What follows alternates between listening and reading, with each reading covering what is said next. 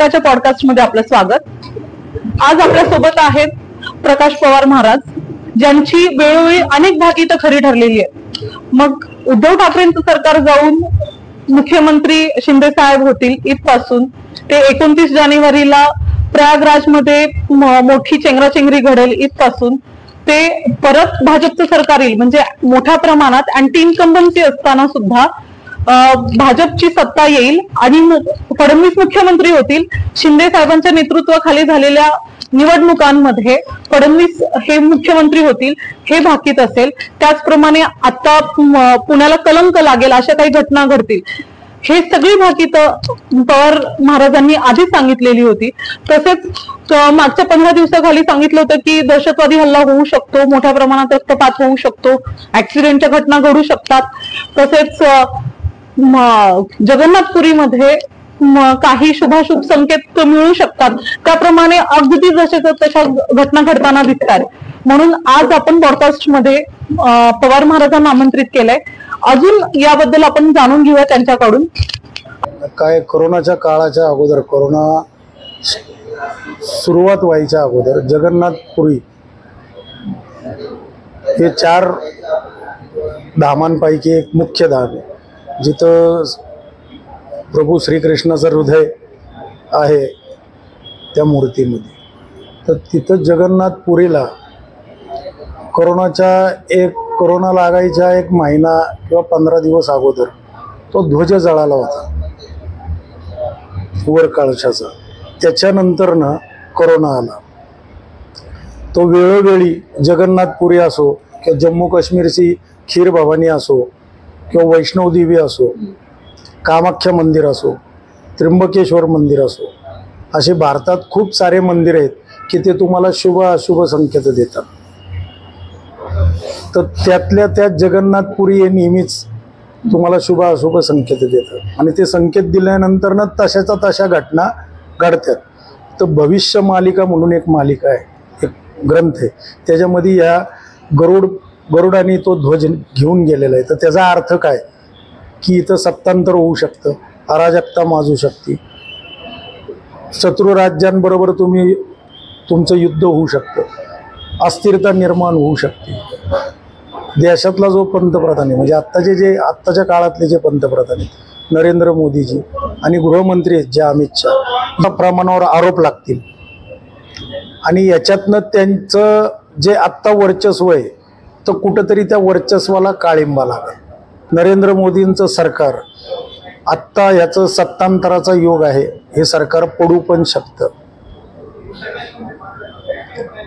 आत्ता जे पहलगामचा जो विषय झालेला आहे या विषयामध्ये तुम्हाला संकेत दिलेले आहे की तुम्ही जर अशा पद्धतीनं वागत असाल तर तुम्हाला याचे परिणाम भोगावे लागतील। आणि ते संकेत कोणी दिलेत तर जगन्नाथपुरीचा जो ध्वज गरुड पक्षीराज घेऊन गेलेला आहे। तर भविष्य मालिका म्हणून त्या काळात लिहिलेला एक ग्रंथ आहे, त्याच्यामध्ये स्पष्ट उल्लेख आहे त्याचा की ध्वज गरुड पक्षीराजाने घेऊन गेल्यानंतर ना त्याचे काय काय परिणाम होतात ते। इवन म्हणजे मी तुम्हाला सांगतो, भारतातच नाही अख्ख्या जगामध्ये, म्हणजे विशेष करून तुमच्या मुस्लिम देशांमध्ये, इस्रायलमध्ये, अमेरिकेमध्ये या घटना, म्हणजे अशा पद्धतीचं वातावरण, म्हणजे अराजकतेचं, युद्धाचं वातावरण, अस्थिरतेचं वातावरण, आर्थिक बाजू कमकुवत होण्याचं वातावरण, हे सगळं तुम्हाला आता ह्याच्या पुढील या 3 वर्षात दिसून येईल। आणि ह्या सगळ्या गोष्टींचं कारण निसर्गाच्या विरोधातल्या केलेल्या गोष्टी, परमात्म्याच्या विरोधातल्या केलेल्या गोष्टी, तर त्याचे परिणाम हे आहेत। तर जे ज्योतिषशास्त्राला मानतात त्यांना माहिती आहे की आत्ता मंगळ कुठल्या स्थानावर आहे, गुरु कुठल्या स्थानावर आहे, शनी कुठल्या स्थानावर आहे, राहू कुठल्या स्थानावर आहे, बुध कुठल्या स्थानावर आहे, त्याच्यानुसार हे परिणाम होत असतात। तर आता याचे फार मोठे पडसाद आपल्या भारत देशावर निश्चितपणे उमटतील एवढंच मी सांगतो।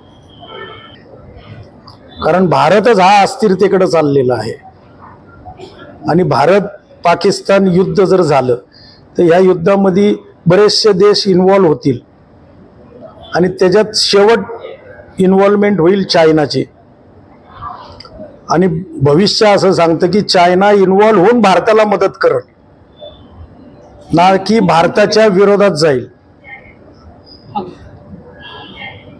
चायना भारताच्या विरोधात आहे 100%. पण अशा काही घडामोडी घडतील, अशा काही घटना घडेल की ते युद्ध भारताबरोबर करेल, पण भारतानंतरनं भारतालाच चायना मदत करेल. कारण हा करपात्री महाराजांचा श्राप आहे इंदिरा गांधीच्या घराण्याला. कुणाचा श्राप? करपात्री महाराजांचा श्राप आहे. इंदिरा गांधींनी इमर्जन्सी ज्या टायमाला डिक्लेअर केली होती आणि परत साठी इंदिरा गांधी उभे राहिल्या होत्या, तेव्हा त्यांनी करपात्री महाराजांकडे आशीर्वादाला गेले होते.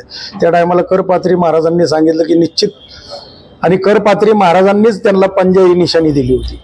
ते तुम्हाला माहिती नसेल तर मी सांगतो, तुम्ही थोडंसं सर्च करा म्हणजे तुम्हाला कळेल. आणि नंतर करपात्री महाराजांनी फक्त त्यांच्याकडनं एक वचन घेतलं होतं की मी गो हत्या होऊन देणार नाही भारतात.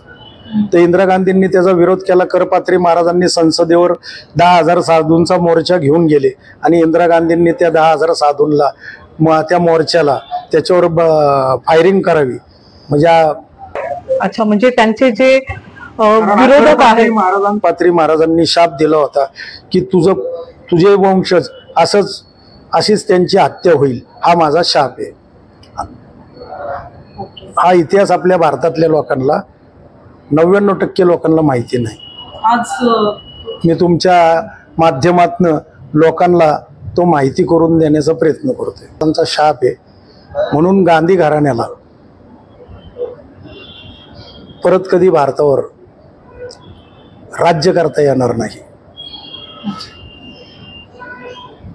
म्हणजे बघा, इंदिरा गांधींची छबी ही राहुल गांधीच्या बहिणीत बघितली जायची, आणि तसं व्यक्तिमत्व आहे ते. पण ते पण व्यक्तिमत्व असं म्हणजे जसं सूर्याला ग्रहण लागल्यासारखं सूर्य कसा अंधारात जातो, तसं ते व्यक्तिमत्व अंधारात गेलं.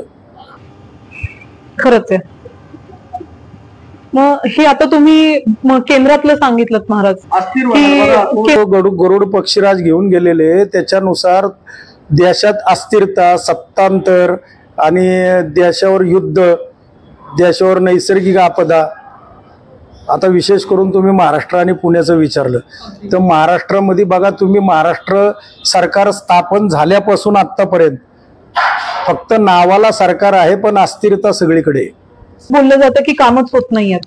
अस्थिरता मोठ्या प्रमाणात आहे आणि ती अस्थिरता अजूनही खूप मोठ्या प्रमाणात वाढेल. पुणे शहरामध्ये जातीय तेढ म्हणजे दंगली हे होण्याचे खूप मोठे पडसाद, म्हणजे खूप मोठे चान्सेस आहेत.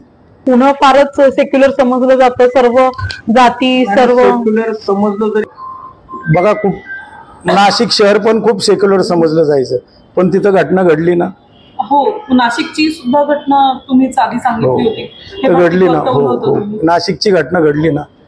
तर पुण्याला काळिंबा लागल अशा घटना घडतील. तर स्वारगेट प्रकरण घडलं, दीनानाथ मंगेशकर प्रकरण घडलं, बरोबर आहे.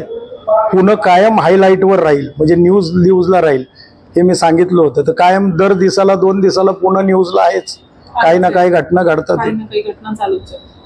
तर ह्या ज्या घटना आहेत, या पुण्याच्या दृष्टिकोनातनं पुण्याला अधोगतीकडे नेणाऱ्या घटना आहेत. आणि पुण्यामध्ये जातीय तेढ निर्माण होतील.